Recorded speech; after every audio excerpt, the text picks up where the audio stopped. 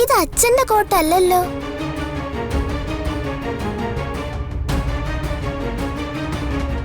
ഇത് കോട്ടല്ലല്ലോ. ഉമ്മുക്കുൽസുവിന്റെ ഡ്രസ് പോലെ.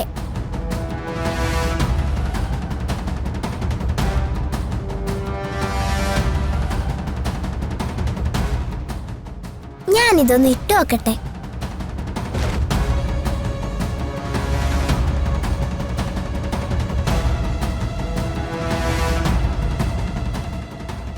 ഇപ്പൊ എന്നെ കാണാൻ ശരിക്കും ഉമ്മുക്കുൽസുവിനെ പോലെ തന്നെ ഉണ്ട്.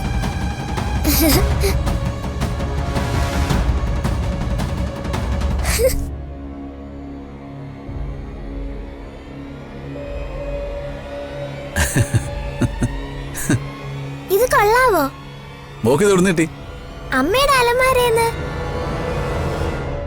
എങ്ങനെയുണ്ട് അച്ഛാ? നന്നായിട്ടുണ്ട്. അടിപൊളിയായിട്ടുണ്ട്. കയ്യെവിടെ?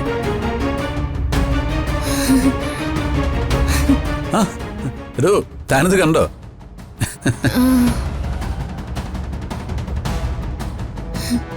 മോളെന്തായി കാണിച്ചേ? അതങ്ങൂരിയേ. ഞാൻ ഇത് കുറച്ചേരം ഇട്ടോട്ടമ്മേ. അമ്മയുടെ ഈ ഡ്രസ് എനിക്ക് വലിയ ഇഷ്ടപ്പെട്ടു. താൻ പർദ്ദ ഉപയോഗിക്കാറുണ്ടോ? ഇല്ല.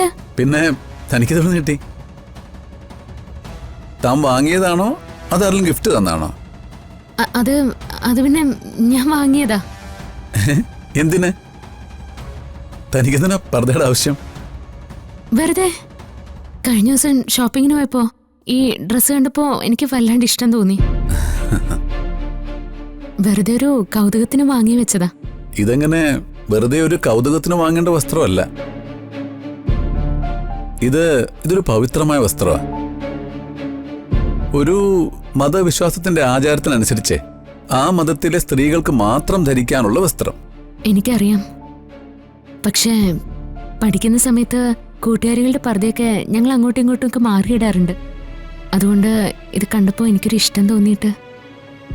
ഈ വസ്ത്രം ധരിക്കുമ്പോ ഇതിന്റെ വിശുദ്ധി കളങ്കപ്പെടരുത് എന്നേ ഉള്ളൂ. ഗൂഗിളിൽ എന്താ ഞാനിത് വാങ്ങിയത് ഇഷ്ടപ്പെട്ടില്ലേ? അയ്യോ, എനിക്കൊരു ഇഷ്ടക്കുറവില്ല. കഴിഞ്ഞ ദിവസം അഡ്വക്കേറ്റ് ആരതി കോടതിയിൽ സാക്ഷിയായി അനഘയെ ഹാജരാക്കിയത് ഇതുപോലൊരു പർദ്ദ ധരിപ്പിച്ചാണെന്ന് കേട്ടു.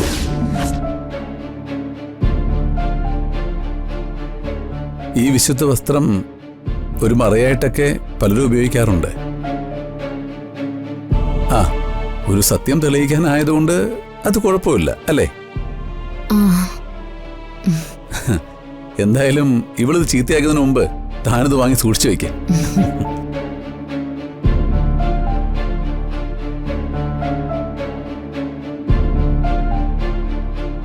ഈശ്വര, ഗൂഗിളിന് എന്നെ എന്തെങ്കിലും സംശയം തോന്നിക്കാണോ?